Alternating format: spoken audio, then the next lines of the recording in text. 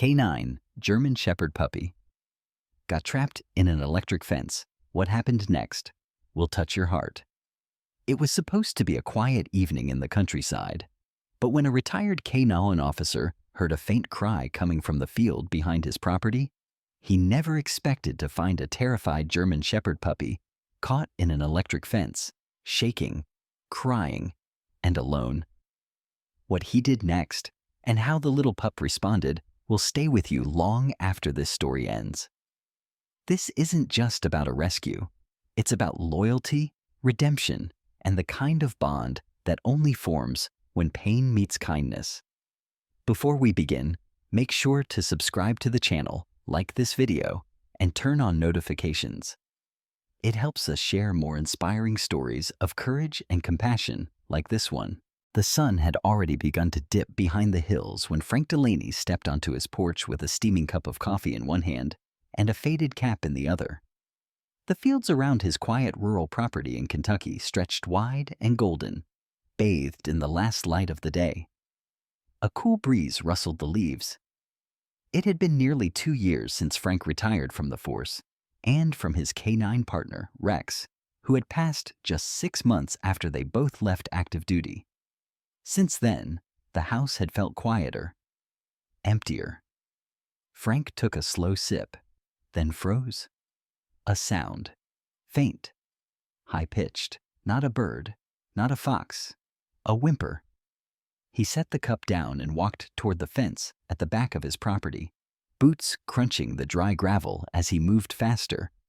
The sound grew louder. A sharp, trembling yelp now, desperate and panicked. And then he saw it. There, near the far edge of the pasture where the neighboring farm's old electric fence ran crooked through the grass, something small and dark writhed and twitched. Frank rushed forward, a puppy. A tiny German Shepherd puppy, no older than 4 months, was caught between 2 strands of the low-voltage electric fence. Its hind leg was twisted awkwardly through the wires, and its body jerked with every intermittent zap. The poor thing was crying so loud it didn't even notice Frank's approach. Hey, easy now, little guy," Frank murmured, kneeling in the grass. He reached for the wires carefully, one hand bracing the pup's torso. With a practiced motion, he unclipped the battery line running to the fence, silencing the current. The puppy whimpered one last time and went limp, panting heavily, eyes wide and wild. Frank gently freed its leg from the wires. The paw was burned slightly, red and tender, but not broken. "Where'd you come from, huh?" he whispered, cradling the trembling pup against his chest. There was no collar, no tags, just dirt, fleas, and a whole lot of fear. He carried the pup back to the house, wrapped him in an old police academy hoodie, and filled a bowl with water. The little shepherd didn't touch it.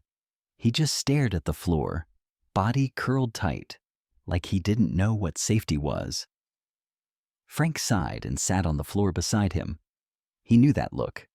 He'd seen it in combat dogs pulled from collapsed buildings, in canines left behind after raids gone wrong, and once, in the mirror. That night, Frank made a bed out of towels and old blankets near the fireplace. The puppy didn't move much, except to shift closer to the warmth. Frank left a lamp on low and sat nearby with an old case file open on his lap, but he wasn't reading it. His eyes kept drifting to the little life lying just a few feet away. A scar on the pup's flank caught his eye. Not a birthmark. A brand, faint, burned into the skin. Frank's heart sank.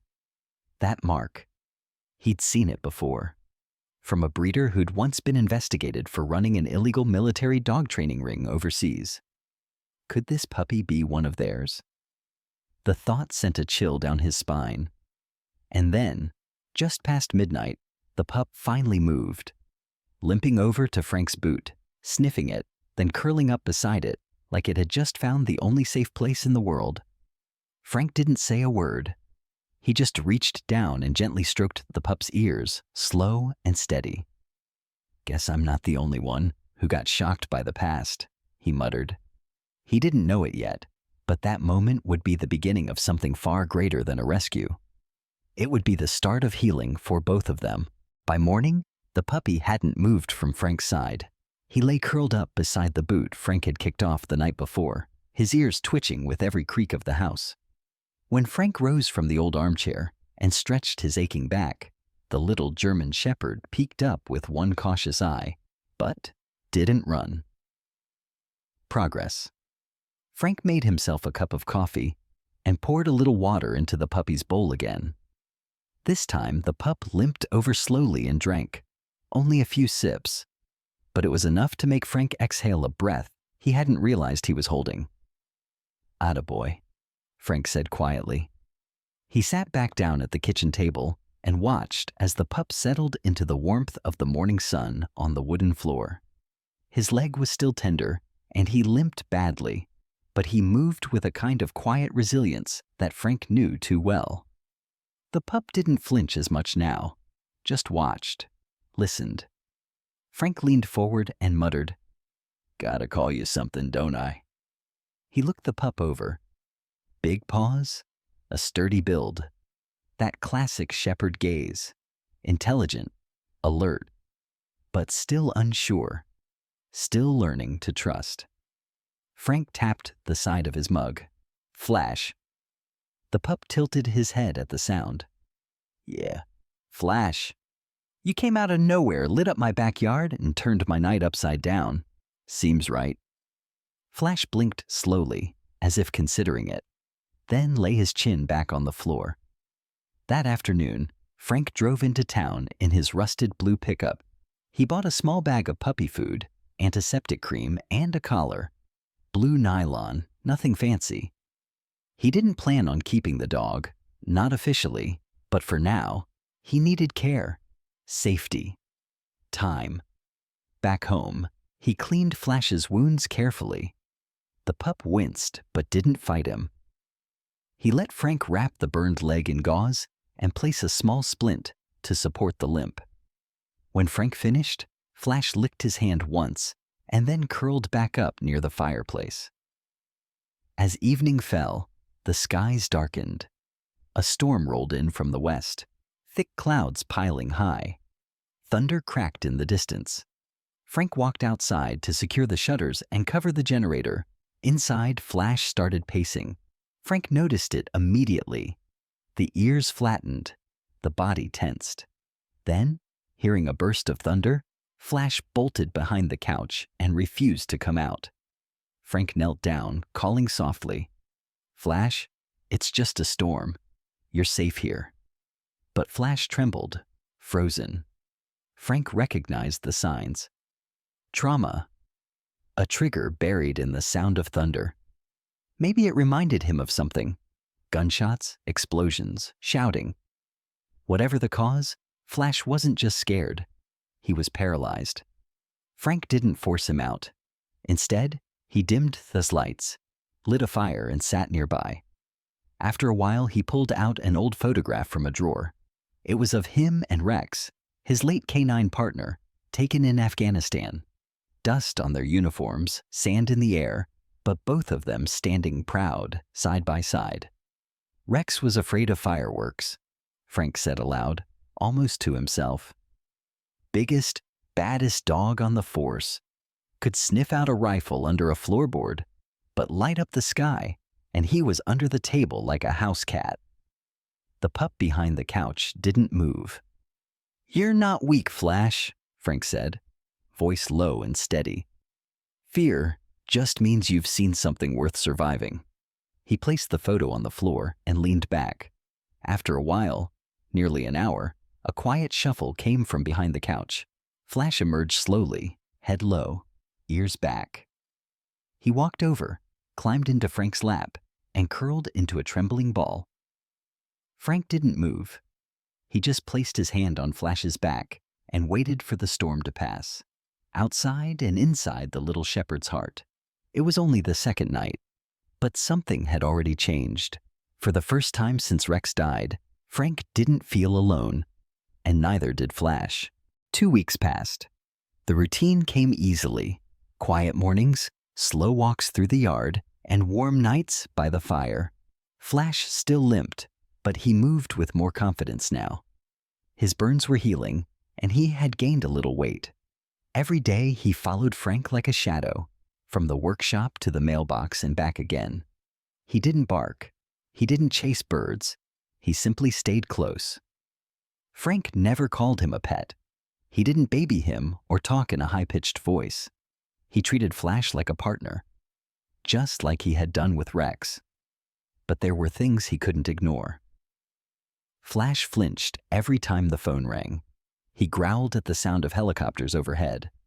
And once, when a neighbor's car backfired, Flash had bolted into the barn and hid under a tractor, shaking for an hour.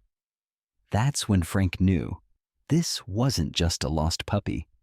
This dog had been trained. One morning, Frank called in a favor. "Ricky, it's Frank," he said, holding the phone with one hand, scratching Flash's ears with the other. "You still got that contact at the K9 registry?" The call was quick.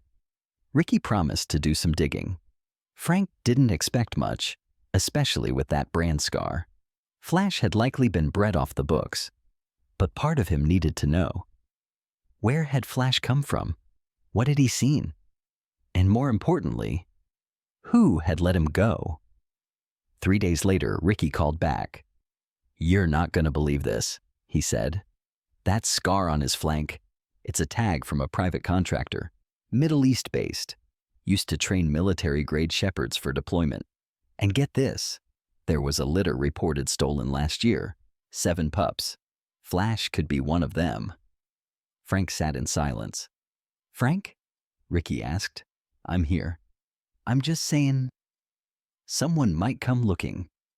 Frank's eyes drifted to the porch, where Flash was lying in the sun, chewing on a stick. "Let 'em," he said quietly. That afternoon, it happened. A black SUV pulled up to the gate. Frank noticed immediately. No plates on the front, tinted windows, military tires. He walked out slowly, Flash at his side. The SUV door opened. A man in his 40s stepped out.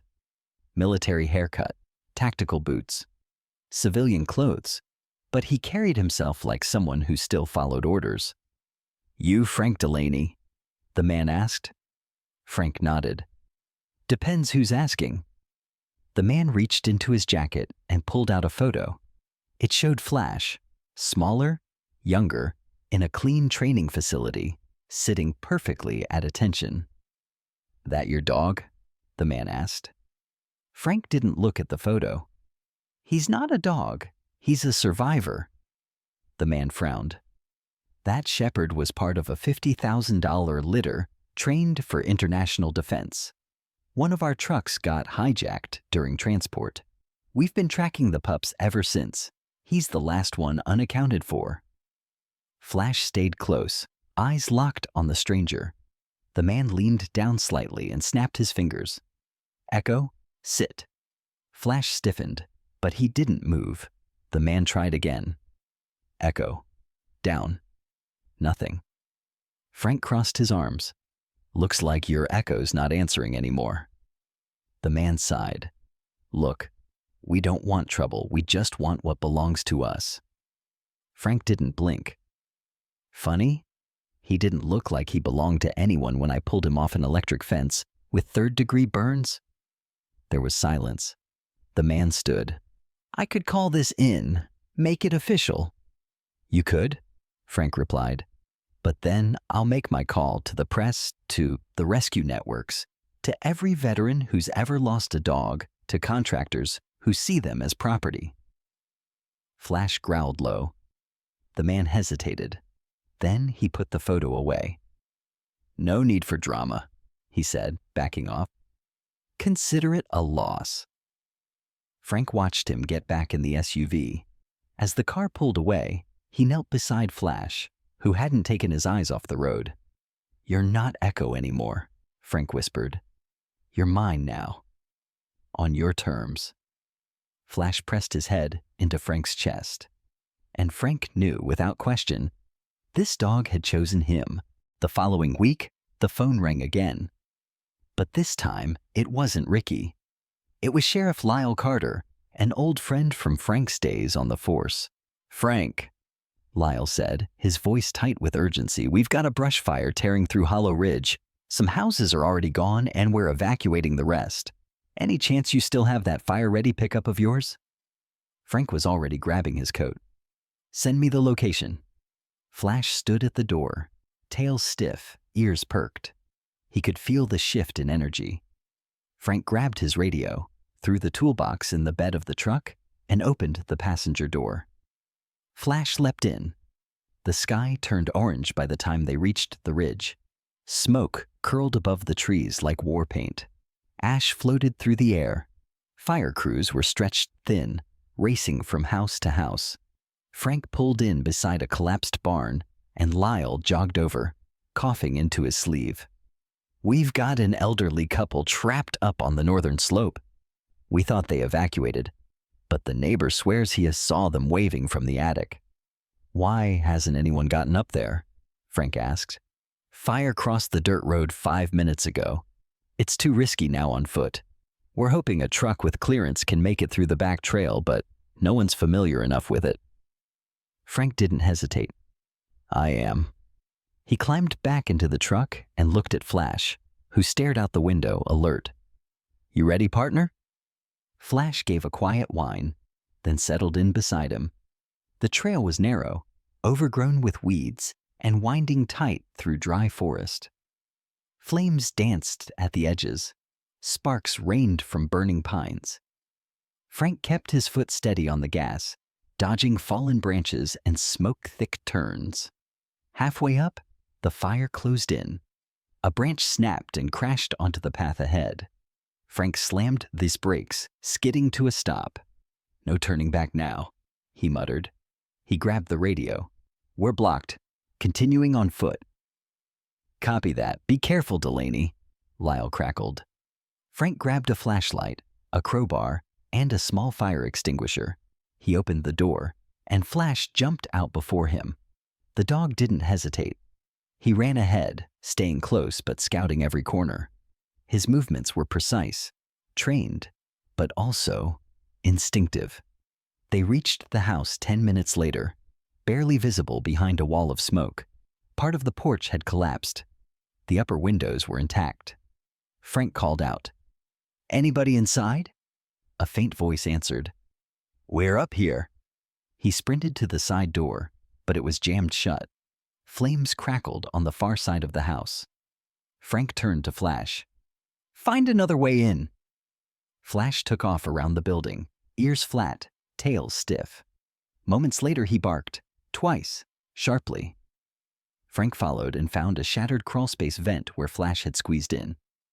"You crazy mutt," Frank whispered, but followed.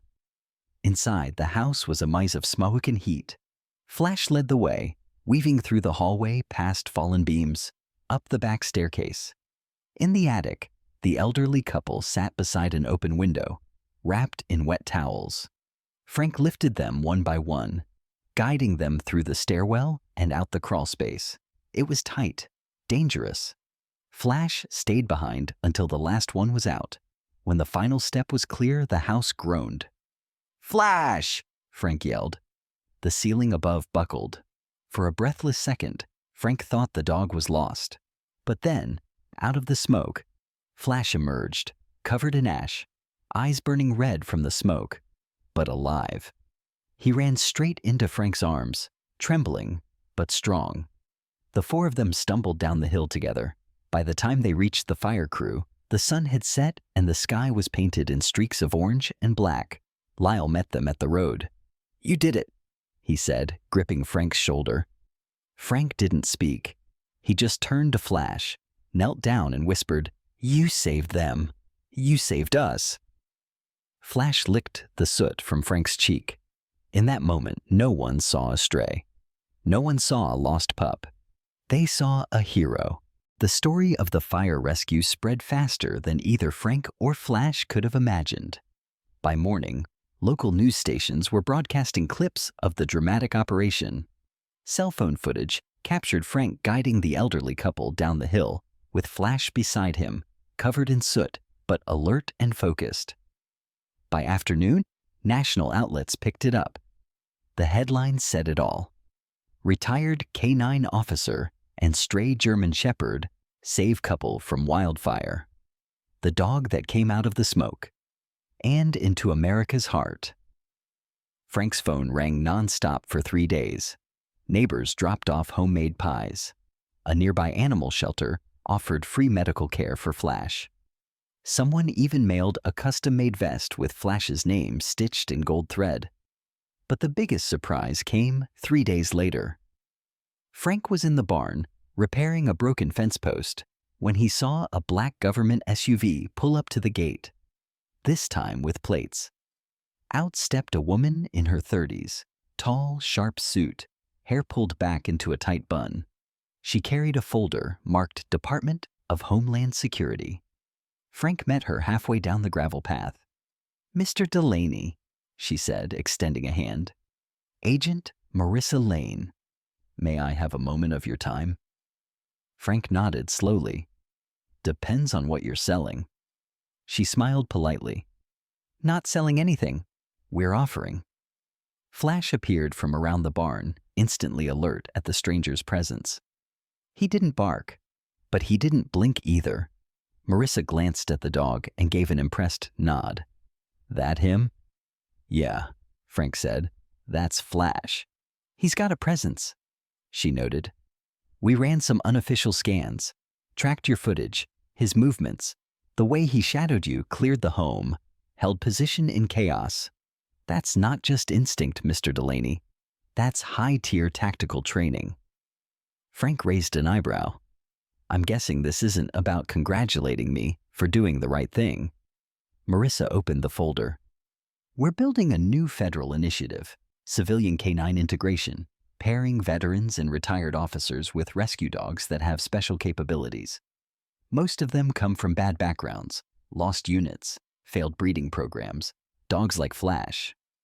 We want to know if you'd consider enrolling him. With your supervision, of course."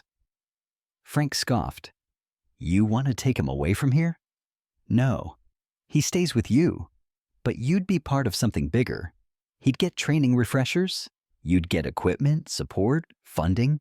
And if something major happens, you'd be on call." Frank looked down at Flash, who now sat at his heel, unmoving. "Do I look like I'm trying to be back in the field?" Frank muttered. "You look like a man who never really left it," Marissa said softly. "And your dog?" "He's not just a survivor, he's a warrior." She handed him a card and turned to go. "No pressure. But we both know something, don't we?" "What's that?" "He didn't end up in your backyard by accident." And then she left. That night, Frank sat on the porch as the wind blew soft over the fields. Flash lay beside him, resting his head on Frank's boot as usual.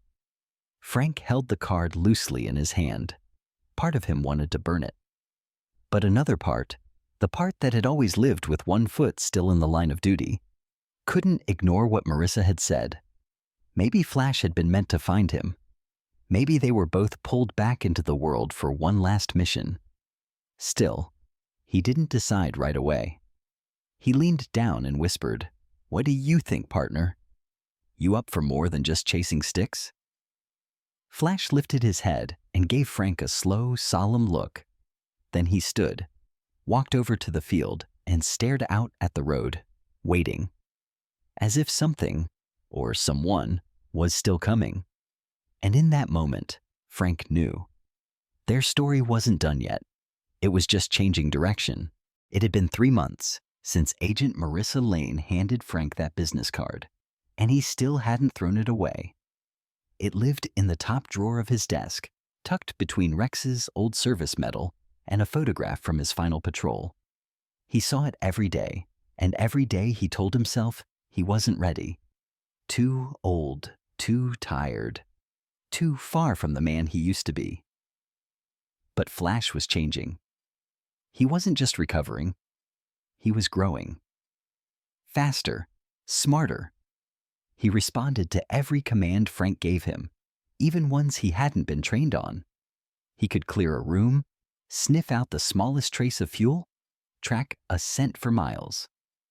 But more than that, he had a spark in his eyes that hadn't been there the day Frank found him tangled in that electric fence. Flash wanted to work, and Frank? He was starting to want it too. It all changed the day of the explosion.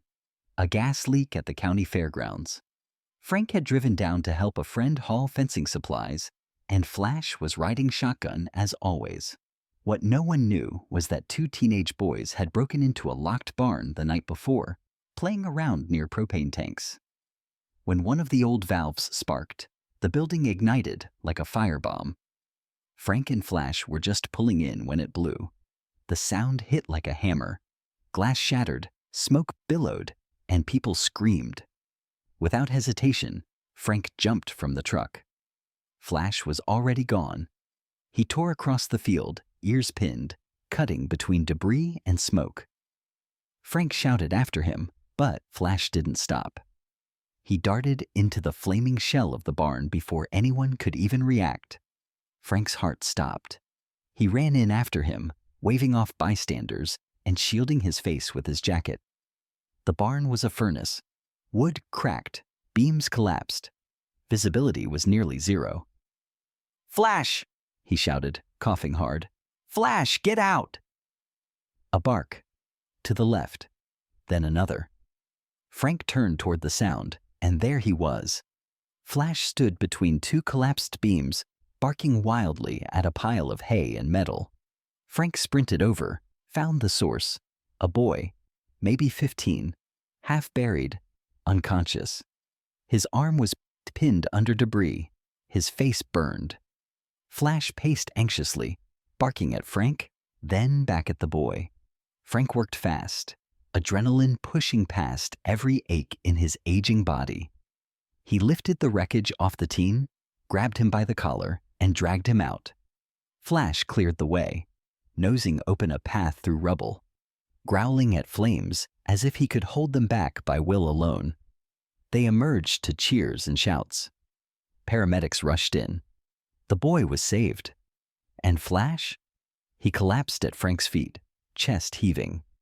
Later, after the boy was airlifted out and the news crews had packed up, Sheriff Lyle walked over to Frank. "That dog's a damn miracle," he said quietly. Frank just nodded, stroking Flash's back.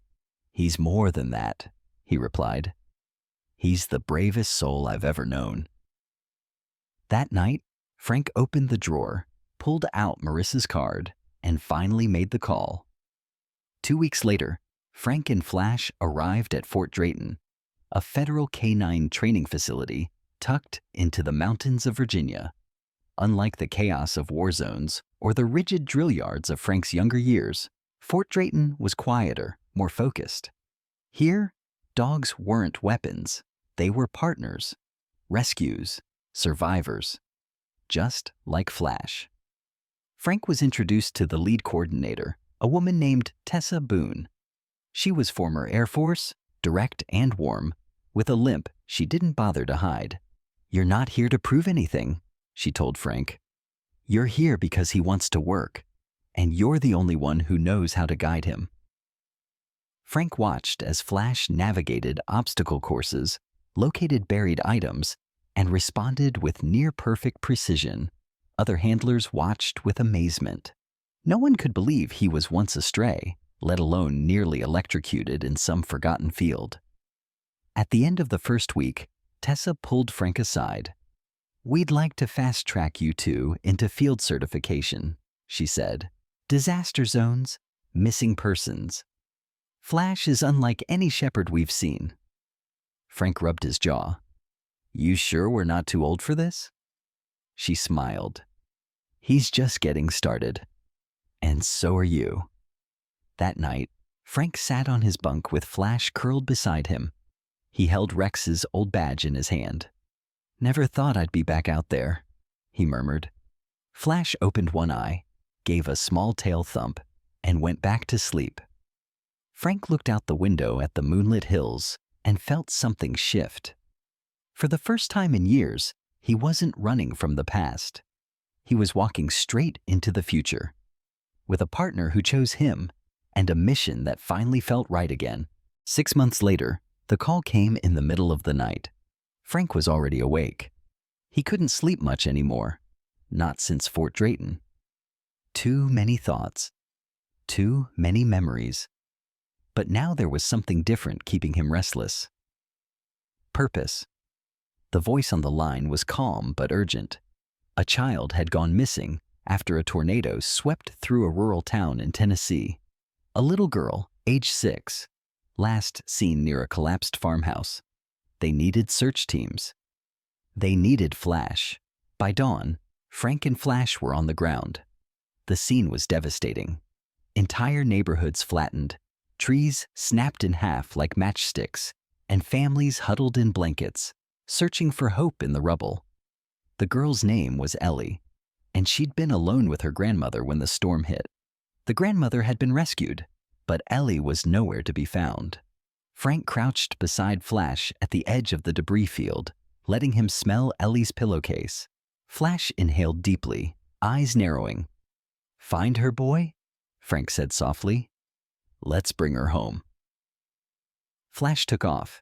He moved like a shadow, silent and focused, weaving through twisted fences and scattered debris. Frank followed close, calling out when needed, pausing when Flash paused. Other teams searched nearby, but Flash pulled further toward the northern edge, toward a tangle of collapsed beams and sheet metal. He stopped, nose to the ground. A low bark. Frank rushed over. "Flash, what is it?" The dog began to dig, not frantically, but carefully, precisely, right near a fallen barn door. Frank dropped to his knees and pulled away shards of wood and dirt. And then he saw it. A tiny pink sneaker. "Oh my God!" "Over here!" Frank shouted. Rescue workers came running. They worked together, clearing the area while Flash stayed nearby, eyes locked, body tense. After 15 grueling minutes, they reached her. Ellie was alive. She was wedged beneath a collapsed table, bruised and cold, but breathing. Her eyes fluttered open the moment the sunlight hit her face, and the first thing she saw was Flash. She smiled and whispered, "Doggy." Paramedics moved in. Frank stepped back, breath catching in his chest. Flash sat beside him, panting, tail thumping gently. "You did it," Frank said, voice cracking. "You found her." That moment went viral. The image of Flash standing beside the rescued child appeared on every news station in the country. The story wasn't just about a missing girl. It was about a once-abandoned German Shepherd, thrown away by people who saw him as property, now saving lives with the man who gave him a second chance. Weeks later, Frank and Flash were honored at a ceremony in Washington, D.C. The Secretary of Homeland Security called them an example of the power of redemption and resilience. But Frank didn't care about medals. He didn't want the applause. All he cared about was what came next. Because Flash wasn't just a rescue dog, he was a symbol. And Frank? He wasn't just a retired officer anymore. He was a man reborn. Back home, things settled into a new kind of normal. Frank still walked the same trails, still drank the same strong black coffee. But now, everywhere they went, people recognized Flash. Children ran up to pet him. Veterans tipped their hats. Strangers left thank you notes on the porch. But Flash never changed. He still slept with his head on Frank's boot, still perked up at the sound of sirens, still kept one eye open when the world got too quiet. And Frank? He smiled more now. He spoke at schools. He trained with new handlers. He even opened a small rescue program for dogs like Flash, those discarded, overlooked, and misunderstood. In every one of them, he saw a flicker of that same spirit, of survival, of purpose, of loyalty. And when people asked what made Flash so special, Frank always gave the same answer. He wasn't trained to be a hero. He chose to be. If this story touched your heart, remember, sometimes the most broken souls are the ones that save us in the end. Subscribe to the channel, leave a like, and share this video with someone who believes in second chances. Because courage doesn't wear a uniform. Sometimes it walks on four legs.